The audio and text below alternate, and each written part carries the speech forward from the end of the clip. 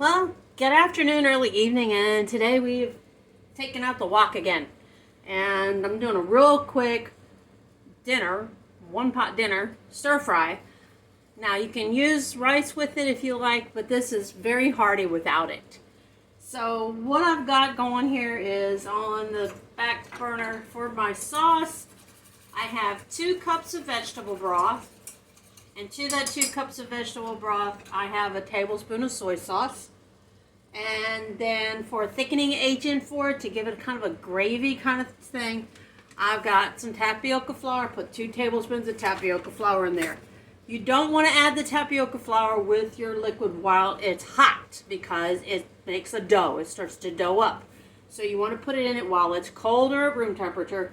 Whisk it real good to get it good and mixed. So then it will act like a gravy as it gets warmer. Put it on a low heat. I've got this on a low to medium low. What I'm putting in the wok here is I've got sesame oil. I've got a tablespoon of sesame oil, and I've got a tablespoon of regular cooking oil. You want to use either grapeseed or canola. You can use vegetable oil, but you want 2 tablespoons of oil in here. This is to stir fry your veggies that you're going to put in. I've got a red skin potato that I took most of the skin off. I've got sweet potato, and I've got a sweet onion here that I've taken half of it. Then I have the, it's like a poblano pepper, but it's called an Anaheim pepper. I've taken half of that and I've thinly sliced it, so I'm going to throw that pepper in that oil. Thinly sliced. Then I've got 3 green onions chopped up all the way up to the green part. I'm going to chop that all up in there. That. We're on this new thing of a potato kind of diet. It's to help my husband lose a little bit of weight. But for some protein in this, I am going to add some leftover chicken.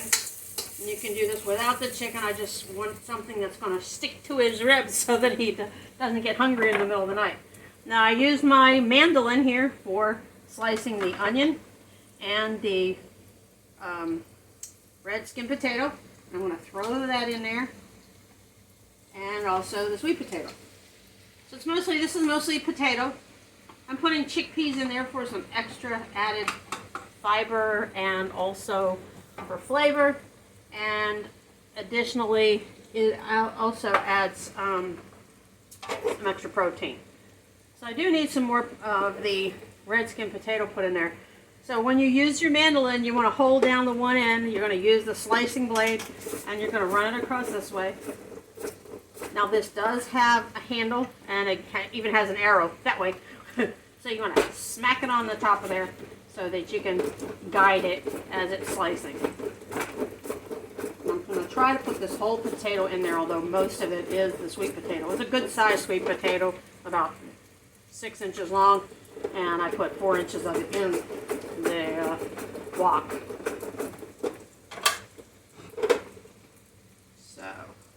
This is how you make potato chips with this mandolin also. If you can ever made your homemade potato chips, these are real super thin. They're like paper thin. And this is a special spatula just for woks, for stir frying. And you want to be able to coat all your veggies with that lovely sesame oil, because it gives it a wonderful flavor. Oh, I wish you could smell this. It smells amazing to do that. And I put all these root vegetables in here first, and the thinner the slice, the better, because it makes them cook up quicker. A lot faster than if they were not. I mean, the thicker your hard root type foods are, it takes a little bit longer to cook.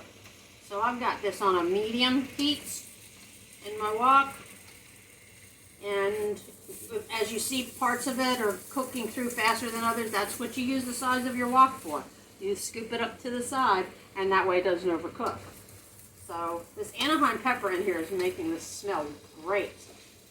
It smells absolutely wonderful. Now I could put, a jalapeno in there if I wanted to, but I'm not going to. And I had soaked some chickpeas overnight. the day before yesterday. So I'm going to take about a cup of these and throw in here. I know there's 2 cups in here. So I'm going to take a cup and throw them in there. Because I can still save these. I can even freeze those if I want. And get them covered in that sesame oil with those potatoes.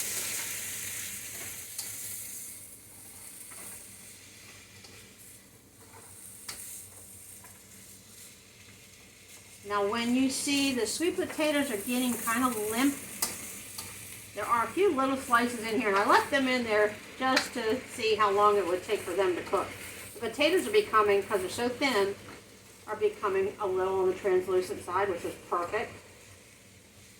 And these garbanzo beans, or chickpeas as some people call them, they are getting cooked through.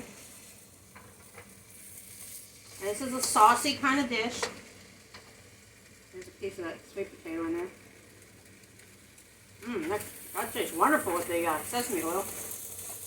And it has the sweet onion and the pepper. And that's a soy sauce gravy mix that I'm making up there with vegetable broth. Now, I made 2 cups of it. I may not use it all. If you want this really soupy, like a soup, use the whole thing, but you don't need to. You see how colorful this is? It's really pretty. And I'm tempted to put some more of this Anaheim pepper in here, just because it's not as much color in there as I like with the orange. So I'm going to thinly slice some more of this pepper. And see, I can add it to this, even though a lot of what's in there is already just about finished cooking, because I can scoop it up onto the angled sides. So I'm just putting this little bit more in there. The Anaheim peppers can be really, I mean, this pepper was like this long, so about a 4-inch piece. The equivalent of the size of a whole red green bell pepper, but using Anaheim pepper. It has a little bit more flavor than a bell pepper, has all the benefits of a bell pepper. Lots of vitamin C in this dish, because you got the sweet potatoes, which are very high in vitamin C, and your protein in your chickpeas, garbanzos, whatever you like to call them. And it's almost like a, what they call a lo mein or type of mixture because of the shredding of it. Now, to do the sweet potato, I had to break out the old grater because it has these bigger holes on it. I didn't have a blade for my mandolin for that, and I just grated it like I would for cheese on there. So now this is basically good and done. I've got those thin slices of potato in there, and I've got my gravy sauce that's been sitting back there getting hot. I'm just going to pour it a little bit at a time. Just a little, not a lot. That's about 2 tablespoons worth. I'm going to stir it into this. It already has the soy sauce in it. Now you can serve this over rice. You don't have to. You can serve it with noodles. Some people like to serve this with noodles. We're trying to cut down on the, I mean, I was not able to get my gluten-free noodles at the store today, so I'm doing it without the noodles. We're trying to make this mainly about the flavors and the potato. There's a lot of benefits to potatoes, and sweet potatoes have even more benefits than a regular potato. So this now is got like it's like coated like a thick gravy kind of thing. Now, I could water this down just a little bit with some more of this. Let's say this was 2 cups. Put in about a cup, about half of it, which is what I'm going to do. As that tapioca flour is constantly heated, it will thicken up, and it'll make this kind of like almost like a stew kind of thing. You can still eat it with a fork. If you want to taste that lovely vegetable soy sauce broth, and you want to not do that, just put it in there just like that. So think of it as like a gratin potatoes, you know how they're like kind of gooey yummy? Well, this is doing the same thing. So I'm going to turn the heat down. And this is like if you've got everything all shredded up, this takes about a good, as they say, 10 minutes. About 10 minutes. And that's about how long it takes for this to cook. So, let's see. Take a piece of potato out of here. Let's see. My goodness, that is tasty. Could use a little salt, but instead of using salt, what do we use? We use soy sauce. And soy sauce is here. So soy sauce was to flavor the broth, and then this is like, instead of salt and pepper, I'm going to put about a teaspoon, sprinkle that soy sauce on top. My husband, even though I do this, he will add more soy sauce. He loves that soy flavor. And leaving this on a low heat for about 3 minutes, all that lovely soy flavor will soak into everything, including the chickpeas and the peppers and the onions and the sweet potatoes.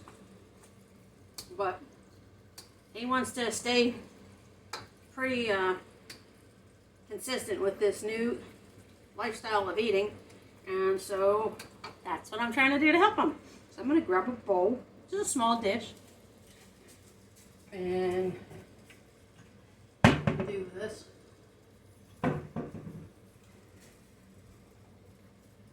And just a little, kind of like those little Chinese bowls you can find, and put that gooey, gravy kind of concoction in there. Oh my goodness. That is, oh yeah. Now, that's a winner. Because now you can taste the potato. Potatoes have a very specific starchy kind of taste. And then you can get that hint of sweetness from the sweet potato. You've got all this vitamin C in here. That's crazy. I could use my chopsticks, but I'm not going to do that. I'll make a mess. So let me grab a fork. And let's do like this. Okay, garbanzos, peppers, onions, sweet potato, red skin potato with most of the skin taken off, and